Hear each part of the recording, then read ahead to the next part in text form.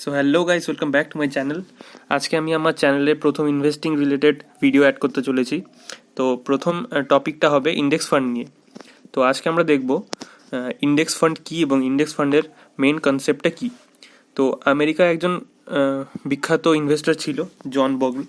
তিনি প্রথম এই ইন্ডেক্স ফান্ডের কনসেপ্টটা নিয়ে আসে এবং এই কনসেপ্টটা খুবই সাকসেসফুল হয়।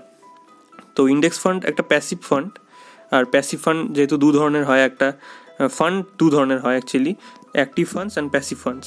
তো অ্যাক্টিভ ফান্ডসগুলো কী হয়, সেখানে একটা ফান্ড ম্যানেজার থাকে যে অ্যাক্টিভলি স্টক বাই এবং সেল করে এবং সেখান থেকে প্রফিট জেনারেট করে সেখান থেকে ইনভেস্টরদের প্রফিট দেয়।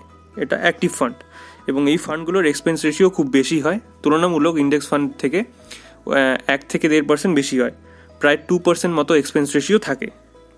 তো আর প্যাসিভ ফান্ড যেগুলো রয়েছে, প্যাসিভ ফান্ডের মধ্যে সবচেয়ে বেস্ট ফান্ড যেই ক্যাটাগরি, সেটা হচ্ছে ইন্ডেক্স ফান্ড।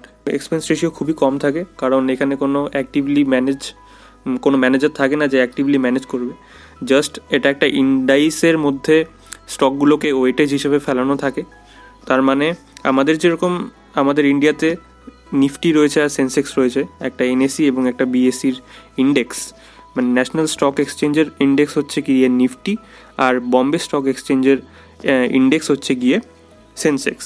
সো সেন্সেক্সের মধ্যে আমাদের দেশের প্রথম 30টি সবচেয়ে বড় মার্কেট ক্যাপিটালাইজেশনের কোম্পানিগুলো লিস্টেড রয়েছে, আর নিফটিতে রয়েছে দেশের সবচেয়ে বড় ক্যাপিটাল 50টা কোম্পানি। তো কেউ যদি নিফটি 50 ইন্ডেক্স ফান্ডে ইনভেস্ট করে, তার মানে তার টাকা প্রত্যেকটা সমানভাবে প্রত্যেক 50টা কোম্পানিতে নিবেশিত রয়েছে। সো এর ফলে কি হয়, এর ফলে যে রিস্কটা থাকে, রিস্কটা খুবই কমে যায়। কারণ অ্যাকচুয়ালি ইন্ডেক্স ফান্ডে ইনভেস্ট করা মানে দেশের ইকোনমির সবচেয়ে বড় বড় যে প্লেয়ার্সগুলো রয়েছে সেগুলোতে ইনভেস্ট করা, আর এটার কোনো অ্যাক্টিভলি ম্যানেজও হয় না, তাই এটার এক্সপেন্স রেশিও খুবই কম থাকে। এই এক্সপেন্স রেশিও কম হওয়ার জন্যে এই ইন্ডেক্স ফান্ড যেসব ডেভেলপিং কান্ট্রি রয়েছে এবং ডেভেলপড কান্ট্রি রয়েছে লাইক ইউএস, ইউরোপ, এই দিকে খুবই ফেমাস, কিন্তু ইন্ডিয়াতে এই কনসেপ্টটা এখনও ফেমাস নয়। অ্যান্ড মিউচুয়াল ফান্ড মানুষ বেশি প্রেফার করে ইন্ডেক্স ফান্ডের থেকে। তো ইন্ডেক্স ফান্ডও দু ধরনের হয়, একটা ইটিএফ ইন্ডেক্স ফান্ড আর একটা নর্মাল ইন্ডেক্স ফান্ড।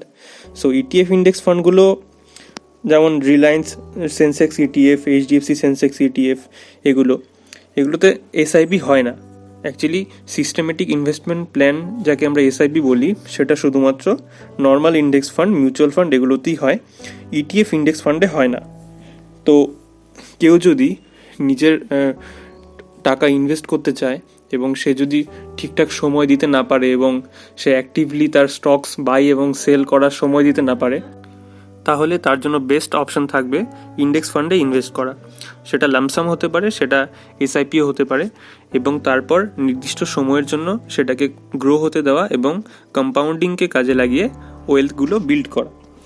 সো এই ইন্ডেক্স ফান্ডের সবথেকে গুরুত্বপূর্ণ দুটো পয়েন্ট যেটা রয়েছে, এটার সচরাচর কোনো এক্সিট লোড থাকে না, যেটা সব মিউচুয়াল ফান্ডেই থাকে, আর এক্সপেন্স রেশিও এটার 0.2% থেকে 0.17% পর্যন্ত থাকে। আর এখন মনে হচ্ছে যে এই 1-2% কোনো ব্যাপার নয়, 1-2% এক্সপেন্স রেশিও কোনো বড় ডিফারেন্স ক্রিয়েট করে না, কিন্তু যখন ইনভেস্টমেন্ট অনেক এগিয়ে যায় এবং অনেক সময় পেরিয়ে যায়, তখন এই কম্পাউন্ডিংয়ের জন্য এই এক্সপেন্স রেশিও অনেক বড় একটা অ্যামাউন্ট ইনভেস্টরদের থেকে নিয়ে চলে যায়। সো এর জন্যে এই এক্সপেন্স রেশিওটা খুবই ইম্পর্ট্যান্ট একটা জিনিস ফান্ডগুলোতে ইনভেস্ট করার জন্যে। আর সবসময় ফান্ডে ইনভেস্ট করার সময় ডিরেক্ট ফান্ডগুলোকে প্রেফার করা সবচেয়ে বেশি বুদ্ধিমানের কাজ হবে, কারণ ডিরেক্ট ফান্ডগুলোতে প্রফিট একটু বেশি হয়।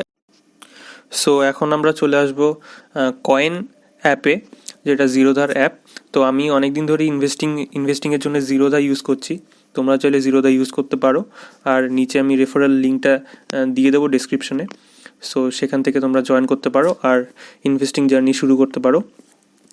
সো এখানে আমরা চলে আসার পর এখানে যে কোনো একটা নিফটি ইন্ডেক্স ফান্ড সার্চ করব।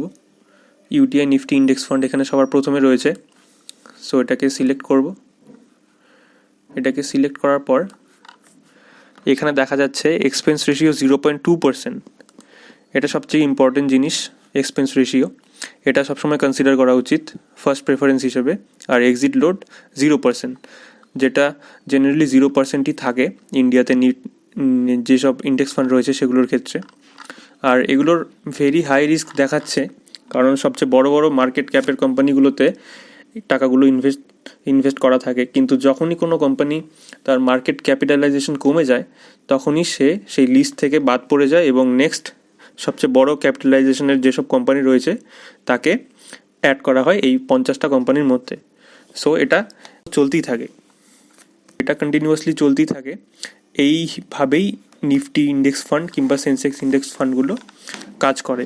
সো আমরা এখন সবচেয়ে নিচে চলে আসব এবং দেখতে পারবো যে কোন কোন সেক্টরে এই ফান্ডগুলো সবচেয়ে বেশি ইনভেস্ট করে। তো এখানে রয়েছে এনার্জিতে 12%, ফাইন্যান্সে 8.89%, আর ইনফরমেশন টেকনোলজিতে 17.87%। আর এখানে রয়েছে AUM মানে অ্যাসেট আন্ডার ম্যানেজমেন্ট। সো এই ফান্ডের সম্পূর্ণ যে অ্যাসেট রয়েছে তার পরিমাণ 5,454 কোটি টাকা। তো অনেক বড় ফান্ড, অনেক বড় ক্যাপিটালাইজেশনের ফান্ড এটা। আর শুরু হয়েছিল 2017-তে। আর এই কোম্পানিগুলো যে দেখতে পাচ্ছ এগুলোতে সবচেয়ে বড় পরিমাণ টাকাগুলো ইনভেস্টেড রয়েছে, 10%, 8%, 6%, 6.74%, এবং এইভাবে 50টা কোম্পানি রয়েছে যেহেতু এটা নিফটির। সো আমরা এখানে সবচেয়ে নিচে কম্পেয়ার অপশানটা ক্লিক করব এবং এই ইন্ডেক্স ফান্ডের সাথে অন্য যে কোনো ইন্ডেক্স ফান্ড কিংবা যে কোনো মিউচুয়াল ফান্ডকে এখানে কম্পেয়ার করে দেখতে পারবো। সাপোজ আমরা ICICI প্রুডেন্সিয়াল